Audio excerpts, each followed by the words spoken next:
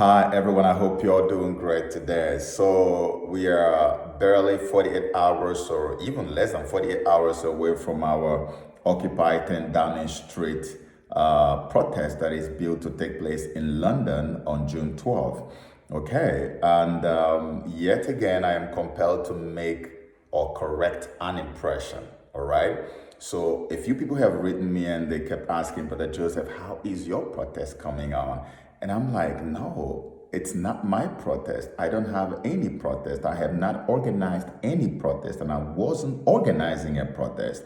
I was only trying to provide leadership and give directions as to how the already organized protests around London and the UK will be able to produce the required or expected result or make a huge impact. That's what all these videos I've been making is meant to accomplish. So if you know you have an organization and you already have a protest plan for June 12th, if you have a group and you already have a protest plan for June 12th, maybe in London, around the UK or wherever in Europe, you are the person that I've been talking to. And the reason that I have been talking to us is that location means everything to any protest. If you are protesting at the wrong location, you are almost like someone who is trying to put up a show, or maybe you're just going to waste your time and your resources. And at the end of the day, nothing is accomplished. And please don't get me wrong. I really do appreciate my brothers and sisters who already have something planned. Now, I hear that some people are going to go to Nigerian Embassy. I hear some people are going to Trafalgar Square. I hear there are people going to different locations. The first question we need to ask ourselves is this. Those places we are going to, how much international impact are we going to be able to make? Those locations we are going to, what will it produce for us? Do we just want to have a protest and then let it trend on social media, and at the end of the day, absolutely nothing happens about it? Or do we want to have a protest that will catch the eyes or the attention of the world, of the entire globe, so that our plight in Nigeria can now become a topic for discussion on the global scene? This is why I made the call and continue to make this call. We need to go to these important locations. There are locations where everything that happens there is meant to appear in the world media. If a fly perches on the wrong tree, it shows up in the media at number 10 Downing Street. If Boris Johnson misses his step at number 10, it will show up on CNN. That's why if you go to number 10 to protest, no matter how much they want to keep silent, the media will eventually come to you to find out what in the world is going on.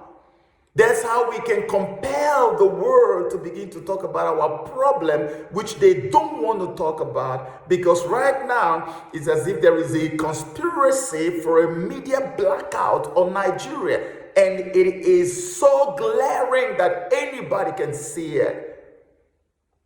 People get massacred on a daily basis in Nigeria. Heads are decapitated every day. I have images that if you are not squeamish, if you are squeamish, you will not be able to see them. You will have nightmares if I share those images with you. Not made up, not Photoshop, real images. And this is the daily life of Nigerians. And an even bigger disaster is unfolding right now, that if we don't do something immediately, in the next 2-3 weeks or 4, we might realize it's already too late. We don't have all the time to waste our resources on places where people will not know we protested. Let's take this thing to the doorsteps. That's what I was making all this video for. You know me, that if I want to organize a protest, I would not. The first video I put out to this effect was when? It was just 7 days ago. How can I be organizing a protest and just 7 days? 7 days is not enough for anybody to plan a protest. Many of you who know me, you know how many times I planned stuff and did them. You know, when I want to do something, I do it really big. And every single thing I've organized has succeeded. So I don't play games when I want to do something. This one is not me organizing stuff. Thank God for people like Brother Frederick, who is now joining with his group. We want groups like his that are all over Europe and London to come together. Let's go make a huge impact and send a strong message to Britain and let them know that we've had enough of their complicity and silence over the massacre and genocide that is going on in Nigeria, especially against the indigenous peoples, most especially even against Christians. That's what this whole thing is all about. It's not Joseph Okechukwu's protest. I'm not organizing any protest, but just that we have to go to where the world will hear. And let me be honest with you, and I'm not lying. Just for mentioning number 10 Downing Street, do you know how many world houses have reached out to me? The last one got in touch with me on WhatsApp just last night, a little past midnight. I'm talking big mainstream media houses. They are reaching out to me just that we mentioned number 10 Downing Street. Imagine what will happen if you showed up there and stayed there. Let's say you've already planned your protest like I know you have, and you have locations like Nigerian Embassy and all the rest of them, which of course will not even be open on Saturday. So even if you guys decide to go there, you can do there a few hours and go over to number 10 Downing Street. Or even if you do June 12th at your location that you have chosen, wherever it is in London, you can say, okay, the next day, let us continue at number 10 Downing Street. We all have people back home in Nigeria who are going to die if we don't do something now. This is not supposed to be a one-off. It's supposed to be continuous until Britain steps forward and does something about what is going on in Nigeria. It is not mine. I keep repeating this. It is your battle. It's my battle. When we come together, we make greater impact. Look at what happened in Nigeria when the southern governors, for the first time in ages, decided that it was time for them to come together and send out a strong message to the rest of the North. When they did that, did you notice that the foundations of the northern imperialism under Buhari, northern imperialism over the South, the foundations were shaken to the core. From that moment, these guys have not been themselves. This is what will happen if we, all these organizations scattered all over Europe, scattered all over UK, if we can all come together and say that we have one aim and now we have one location where we can all take our protest to. Never take your protest to a place where nobody will see you, where nobody will notice you, where it's only fun that people will use to video you and put on Facebook. It makes no impact and no offense is intended. Take it to the place where they will hear. This is why I love Muslims. You see, when stuff was going on in Morocco, the Moroccan citizens in France decided we're going to shut down Paris until France did something. And they did it, and France responded.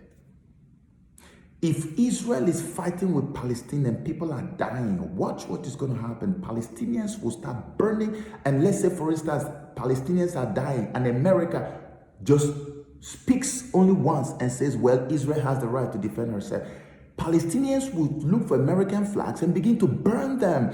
And they will go to American embassies in their countries. They will go to locations where the world will see them and get to feel the impact of their grievances. This happens every day.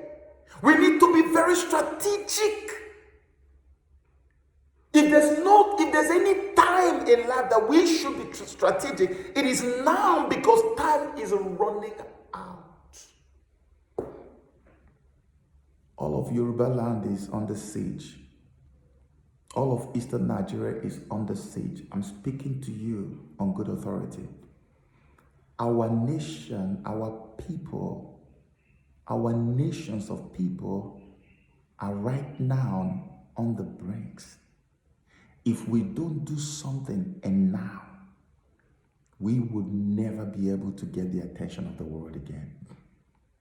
United Nations apologized because they didn't do what they were supposed to do when the Rwandan genocide was unfolding until 800,000 people died. Biafra happened. They did nothing until close to 5 million died. Namibia happened. Nobody did anything.